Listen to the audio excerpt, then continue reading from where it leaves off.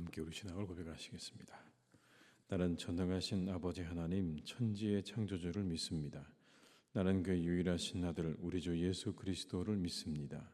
그는 성령으로 잉태되어 동정녀 마리아에게서 나시고 본디오 빌라도에게 고난을 받아 십자가에 못 박혀 죽으시고 장사된 지 사흘 만에 죽은 자 가운데서 다시 살아나셨으며 하늘에 오르시어 전능하신 아버지 하나님 우편에 앉아 계시다가 거기로부터 살아있는 자와 죽은 자를 심판하러 오십니다.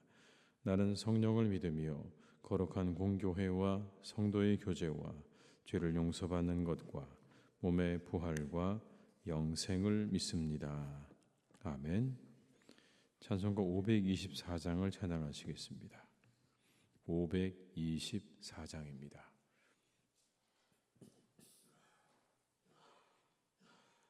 찬송가 524장을 함께 찬양하시겠습니다. 갈 길을 밝히 보이시니 주 앞에 빨리 나갑시다. 우리를 찾는 구주 예수 곧 오라 하시네. 죄악 벗은 우리 영혼은 기뻐 뛰며 주를 보겠네. 하늘에 계신 주 예수를 영원히 섬기리. 우리를 오라 하시는 말 기쁘게 듣고 순종하세. 구주를 믿기 지체 말고 속속히 나가세. 죄악 벗은 우리 영혼은 기뻐 뛰며 주를 보겠네. 하늘에 계신 주 예수를 영원히 섬기리. 주 오늘 여기 계시오니 다 와서 주의 말씀 드세. 듣기도 하며 생각하니 참 진리시로다. 죄악 벗은 우리 영혼은 기뻐 뛰며 주를 보겠네. 하늘에 계신 주 예수를 영원히 섬기리. 2절입니다.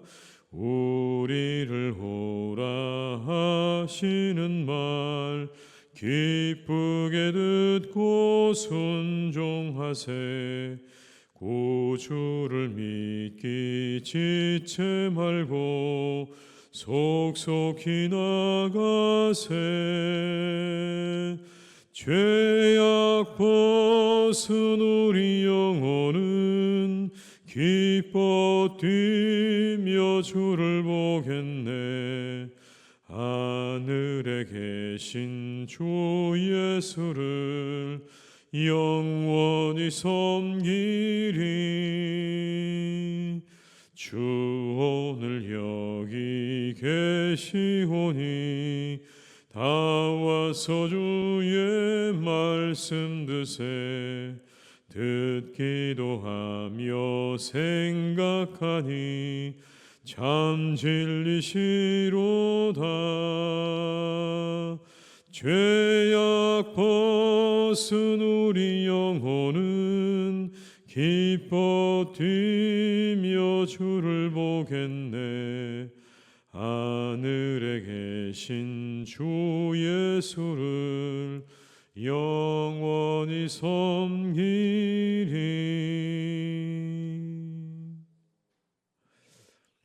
미가서 4장 6절에서 13절의 말씀입니다.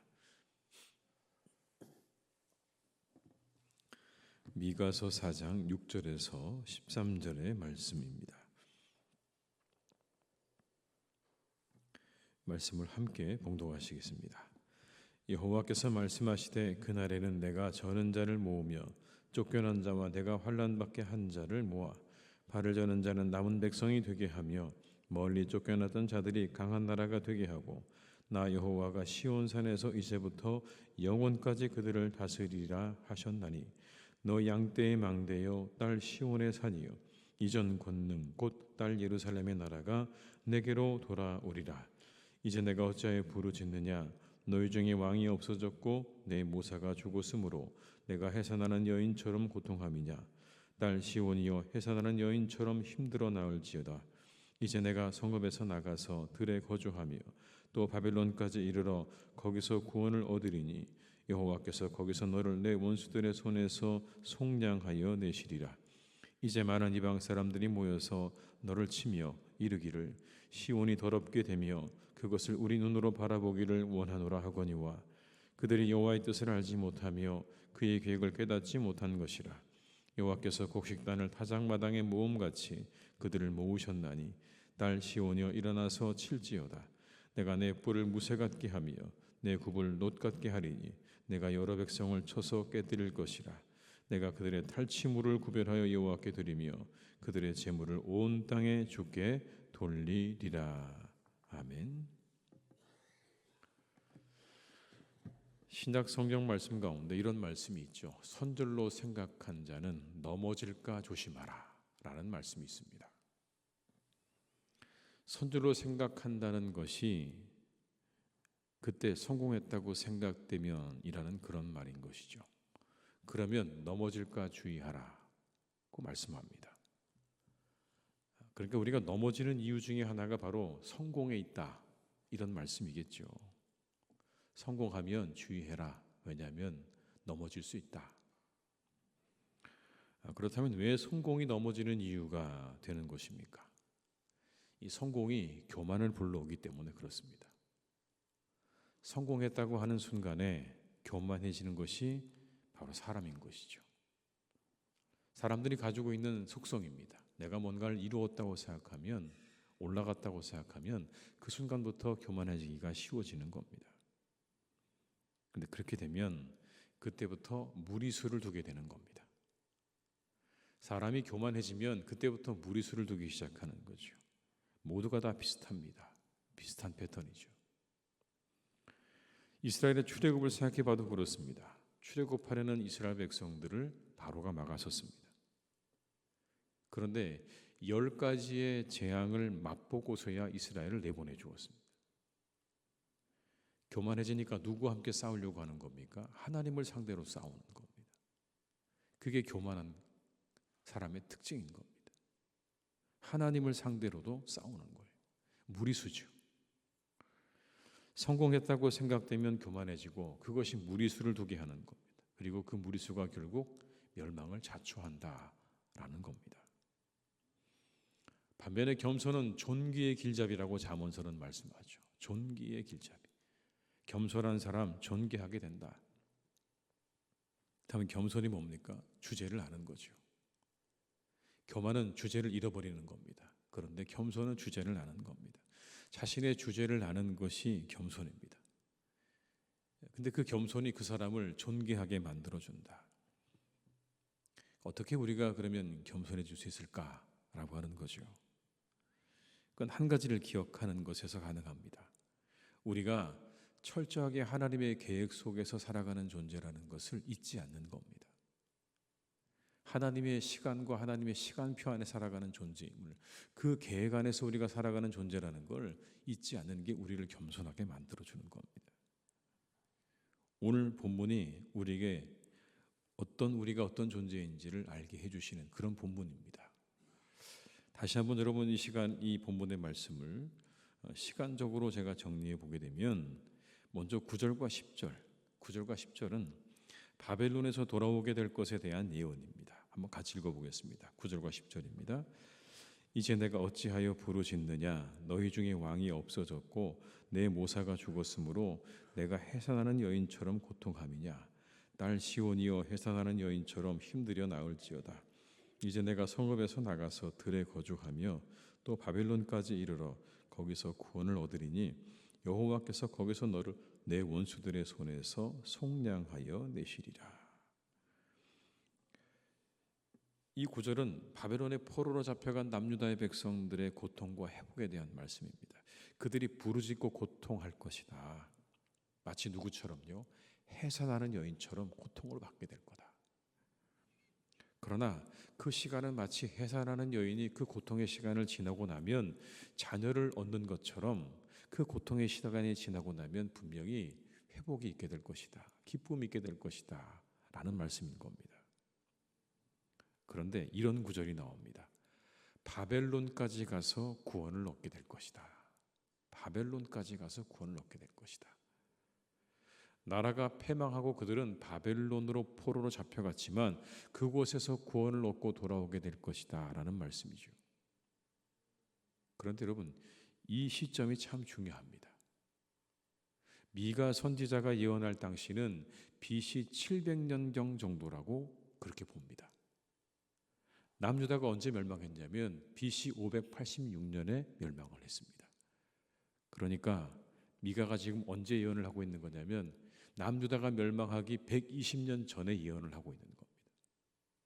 120년 전에 너희들은 멸망할 거다라고 이야기를 하고 심지어 뭐까지 말하고 있는가 하면 너희들이 그렇게 멸망해서 바벨론으로 끌려가서 거기서 돌아오게 될 거다까지 예언을 하고 있는 겁니다. 여러분, 정확하게 오늘 이 미가가 그 미래를 예언하고 있는데 이 예언이 그대로 이루어졌습니다. 120년 후에 그들은 바벨론에 의해서 멸망당했고 그리고 바벨론의 포로로 끌려가게 됩니다. 그리고 70년 후에 다시 돌아오게 되었죠. 하나님의 모든 시간표대로 그대로 가고 있다는 걸 보여주고 있습니다. 11절 이하에 나오는 말씀은요, 이스라엘과 유다를 멸망시킨 그런 나라들에 대한 심판의 말씀입니다. 11절의 말씀을 제가 읽어드리겠습니다. 이제 많은 이방 사람들이 모여서 너를 치며 이르기를 시온이 더럽게 되며 그것을 우리 눈으로 바라보기를 원하노라 하거니와. 이방의 많은 나라들이 모여서 너를 쳤다. 그러니까 이스라엘과 유다의 멸망이 그렇게 이방의 나라들을 통해서 이루어졌다는 걸 이렇게 예언하고 있는 겁니다. 아스루와 바벨론을 통해서 북이스라엘과 남유다가 멸망당했습니다. 그리고 그 일에는 수많은 나라들이 힘을 합쳤습니다. 그렇게 하나님께서 이방의 나라들의 손을 통해서 이스라엘과 유다를 심판하셨다라는 겁니다. 그런데 정작 그들은 그걸 몰랐다라고 말을 합니다. 여러분, 12절의 말씀입니다. 그들이 여호와의 뜻을 알지 못하며 그의 계획을 깨닫지 못한 것이라. 여호와께서 곡식단을 타작마당에 모음같이 그들을 모으셨나니. 그들이, 여기 나오는 그들은 누구를 말하는 거냐면 이스라엘을 멸망시킨 나라들을 말하는 겁니다. 그들은 몰랐다는 거예요. 뭐를요? 하나님의 뜻도 하나님의 계획도 몰랐다는 겁니다. 그냥 자신들의 힘을 과시하면서 다른 나라들을 정복하는 기쁨을 누렸을지는 모르지만 그건 결국 하나님의 뜻과 계획에 도구로 쓰임받는 것 이상이 아니었다는 그런 말씀인 겁니다. 그 나라들은 자신들이 가지고 있는 힘으로 이스라엘을 침략해서 이스라엘과 유다를 다 멸망시켰지만 그건 하나님께서 그들을 도구로 사용하신 것밖에는 아니라는 겁니다. 그 이상의 의미가 없다는 거예요. 모든 역사의 뒤에 그 배경에 누가 계시다는 이야기입니까? 하나님이 계시다는 이야기입니다. 그리고는 이제 그들을 어떻게 하시겠다고 말씀하시냐면 곡식단을 타작마당에 모음같이 그들을 모으셨다 이렇게 말합니다. 이건 심판에 대한 말씀입니다. 그들도 하나님의 심판의 대상이 되었다라는 겁니다. 이스라엘도 바벨론도 그리고 페르시아도 다 하나님의 심판의 대상이 되어서 그들도 멸망할 것이다 라는 말씀인 겁니다. 정확하게 이야기하고 있습니다. 그 나라들은 그렇게 오래 가지 않았습니다. 북이스라엘을 멸망시켰던 아수르도, 남유다를 멸망시켰던 바벨론도, 그리고 그 이후에 이어졌던 페르시아도 결국에는 다 멸망했습니다. 하나님의 심판인 거죠. 이 또한 미가의 예언이 그대로 이루어진 겁니다. 120년 후에 있을 남유다의 미래와 그들의 포로와 그 포로 생활과 회복을 그대로 이야기했고 그것은 그대로 이루어졌고, 그들을 그렇게 멸망시킨 나라들에 대한 하나님의 심판을 이야기했고 그것도 그대로 이루어졌습니다. 근데 여기서 끝나지 않고 6절에서 8절에 나오는 말씀을 보게 되면 또 다른 이 미가의 예언이 이루어졌다는 사실을 알 수가 있습니다. 6절의 말씀을 한번 같이 읽어보시겠습니다. 여호와께서 말씀하시되 그 날에는 내가 저는 자를 모으며 쫓겨난 자와 내가 환난 받게 한 자를 모아. 이 구절에 나오는 저는 자, 쫓겨난 자, 환난 받게 한 자는 바벨론 포로로 잡혀간 백성들을 말하는 겁니다. 그들을 다시 다 어떻게 하시겠다고요? 모았다. 다시 돌아오게 한다. 이런 말씀입니다. 그들이 그렇게 하나님의 심판을 받아서 포로로 잡혀가지만 그들을 다시 하나님께서 모으실 거다. 돌아오게 하실 거다라는 말이에요. 그런데 그 이후를 이렇게 7절에서 말합니다. 발을 저는 자는 남은 백성이 되게 하며 멀리 쫓겨났던 자들이 강한 나라가 되게 하고 나 여호와가 시온산에서 이제부터 영원까지 그들을 다스리리라 하셨나니. 그렇게 포로로 잡혀갔다 돌아오게 되면 그 다음에 어떻게 된다는 이야기입니까? 강한 나라가 될 거다. 그리고 하나님께서 모든 것들을 영원까지 통치하시는 나라가 될 거다. 그렇게 말씀합니다. 그런데 여러분, 이 말씀을 잘 보면 우리가 한 가지 역사적으로 볼 때 이스라엘 백성이 그 이후로는요, 다윗과 솔로몬 때처럼 그렇게 왕성한 적이 없습니다. 회복이 된 게 아니에요. 그러면 여기 나오는 강한 나라, 하나님이 다스리는 나라는 과연 무엇을 의미하는 걸까요? 이건 바로 하나님의 나라를 의미하는 겁니다. 예수님에 의해서 시작되어지는 하나님의 나라를 의미하는 거예요. 그 하나님의 나라가 여러분 얼마나 강력합니까? 그 나라는 강력해요. 그 나라는 모든 악의 세력을 무너뜨릴 만큼 강력하고 죄와 사망의 권세를 무너뜨릴 만큼 강력한 겁니다. 그 나라의 시작이 누구로부터 시작되었습니까? 예수님으로부터 시작된 거예요. 이렇게요. 때가 찼고 하나님의 나라가 가까이 왔으니 회개하고 복음을 믿으라. 이게 예수님께서 하신 말씀입니다. 사역을 시작하시면서 하신 말씀인 거예요. 그 나라를 가리키는 거예요. 그 나라가 올 것이다. 이전과는 비교할 수 없는 강한 나라. 하나님이 직접 통치하시고 다스리는 나라. 더 이상은 국경에 얽매이지 않는 그런 나라가 너희들에게 올 것이다라는 걸 미가 선지자가 이미 오래전에 예언을 한 겁니다. 근데 이게 누구를 통해 이루어졌습니까? 예수님을 통해서 이루어진 거예요. 미가 선지자의 이 예언들의 말씀에 보게 되면 하나하나 차례차례 이 모든 것들이 이루어졌다는 걸 우리가 확인할 수가 있습니다. 이스라엘의 멸망과 회복도, 그리고 그 나라를 멸망시켰던 다른 나라들의 멸망도, 그리고 그 이후에 예수님께서 가져오셨던 하나님의 나라에 대한 예언도 어김없이 다 이루어졌다는 걸 말씀하고 있는 거죠. 모든 역사의 주관자가 누구이신지를 분명하게 보여주십니다. 세상의 모든 역사의 주인은 하나님이신 줄로 믿습니다. 우리는 그 시간을 여러분 살아가고 있는 것뿐이에요. 그렇게 모든 역사의 주인 되시는 하나님께서 만들어 놓으신 계획표와 시간표를 따라서 우리가 살아가고 있는 것뿐이지, 우리가 여러분 그 시간들을 만들고 개척하고 우리가 세상의 모든 것들의 주인이 아니라는 걸 오늘 성경은 우리에게 분명하게 말씀해 줍니다. 이 시간 우리에게 이렇게 말씀합니다. 그러니 교만한 주인 행세를 내려놓고 겸손하게 도구로 쓰임받는다는 걸 잊지 말라는 겁니다. 여러분, 그렇게 되면 우리가 조금 더 겸손해질 수 있지 않겠습니까? 마치 내가 뭔가를 얻게 되면, 지혜를 얻게 되고 힘을 얻게 되고 부를 얻게 되면 교만해져서 모든 것을 다 좌지우지하려고 하는 그러한 무리수를 두게 되는데, 성경은 우리에게 분명히 가르쳐 주십니다. 세상의 모든 역사는 하나님이 주인이다. 그 하나님께서 주인 되시는 역사 속에 너희들은 살아가는 것뿐이고 쓰임받는 것뿐이다 라고 우리에게 말씀하고 있는 겁니다. 오늘도 겸손하게 우리가 그렇게 하나님 앞에 쓰임받고 있다는 것에 대해서 감사하며 살아가는, 그리고 이 하루를 그렇게 살 수 있다는 것에 대해서 감사하며 살아가는 복된 날이 되시기를 주님의 이름으로 축원합니다. 기도하시겠습니다. 아버지 하나님, 우리들은 참 어리석습니다. 아무것도 없다가도 뭔가를 좀 가지게 되면, 어떤 자리에 이르게 되면 금세 교만해집니다.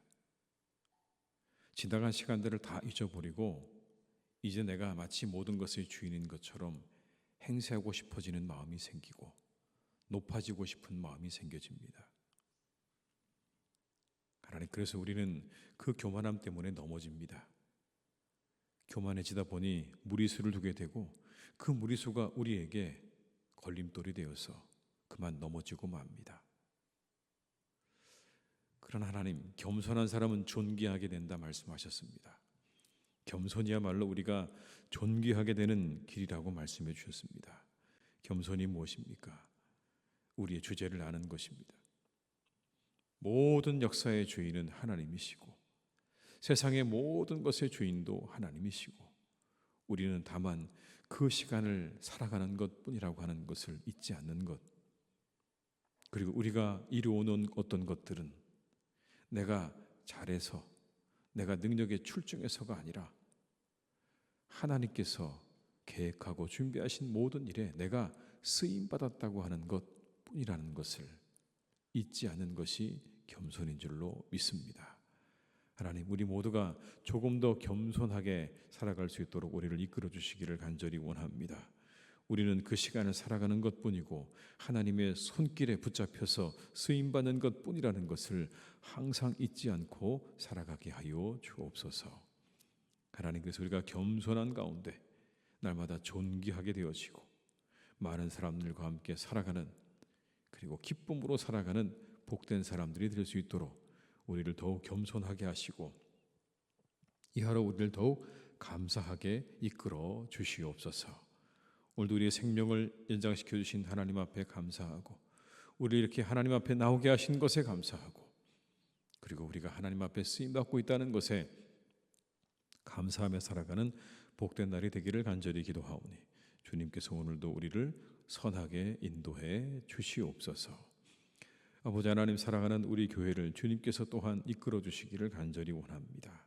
하나님의 나라가 이곳에 이루어지게 하시고 하나님의 뜻이 이루어지는 복된 교회가 되기를 간절히 원합니다.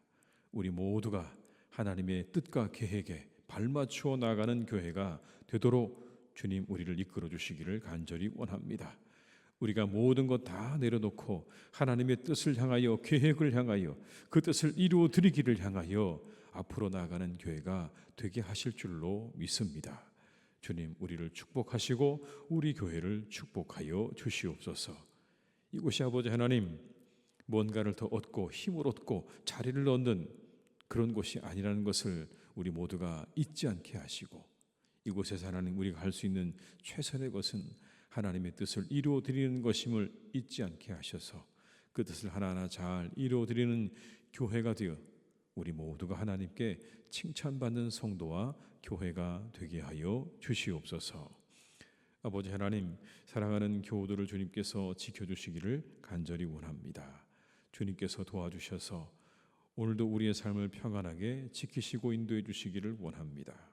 베레 아버지 하나님, 우리의 교우들이 또 긴 연휴를 맞게 됩니다. 이 연휴 기간 가운데 하나님을 예배하는 것을 잊지 않도록 주께서 이끌어 주시기를 원합니다.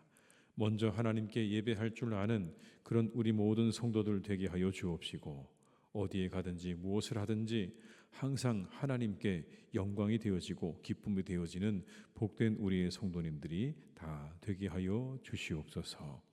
모든 발걸음을 지켜주시고 평안하게 하시고 기쁨으로 충만한 이 연휴의 시간들이 되기를 간절히 원하오니 온 가족이 하나 되어져서 기쁨과 사랑을 나누는 복된 연휴의 기간들이 되게 하여 주시옵소서. 간절히 바랍니다. 하나님, 우리 사랑하는 교우들의 가정을 주님께서 지켜주시고 돌보아 주시기를 원합니다. 아버지 하나님, 모든 것들이 온전히 하나 되어지는 그런 가정들 되게 하여 주옵소서. 마음과 뜻이 하나 되어지는 가정 되게 하시고 믿음이 하나 되어지는 가정들 되게 하시고 사랑으로 하나님 하나 되어지는 가정들이 되기를 간절히 기도하오니 주님께서 우리 성도님들의 가정에 사랑과 평안을 풍성하게 내려 주시옵소서. 주님께서 함께 하실 것입니다. 복되게 하시고 형통하게 하시고 기쁨으로 그리고 하나님의 은혜로 충만한 가정들 다 되게 하셔서 이 땅을 살아갈 때 하나님 우리 성도님들의 가정이 위로처가 되게 하시고 다시 힘을 얻는 보금자리가 되게 하시고 하나님의 은혜를 받고 사랑을 받는 복된 자리가 되기를 간절히 기도하오니 주님 우리 성도님들의 가정을 하나님께서 축복해 주시옵소서. 부부간에 더욱 사랑하게 하시고 부모와 사랑, 자녀간의 신뢰와 사랑으로 존경으로 그렇게 엮어주시기를 간절히 원합니다. 우리 성도님들의 가정이 그렇게 늘 아버지 하나님 변화되게 하시고 새로워지는 은혜와 축복이 있도록 주께서 은총을 내려 주시옵소서. 내일은 어린이 주일입니다. 우리가 함께 온 세대가 함께 예배하는 그날 아버지 하나님이 함께 해주셔서 우리에게 기쁨과 은혜가 충만한 날이 될 수 있도록 도와주옵시고 아버지 하나님의 은혜 가운데 감사와 기쁨으로 예배하는 복된 예배의 시간 되게 하여 주시옵소서. 우리 모든 것들을 주님께 탁드립니다.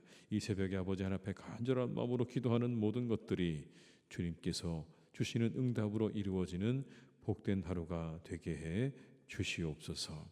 아버지 하나님 때때로 우리의 교우들 가운데 말할 수 없는 슬픔과 고통 가운데 있는 이들도 있습니다. 누구에게 그 슬픔과 고통을 말할 수 없는 이들도 있습니다. 하나님께서 그들을 위로해 주시고 그 눈의 눈물을 닦아주시고 그 고통을 거두어 주시옵소서. 모든 것을 주님께 의탁드리옵고 예수님의 이름으로 기도드립니다. 아멘.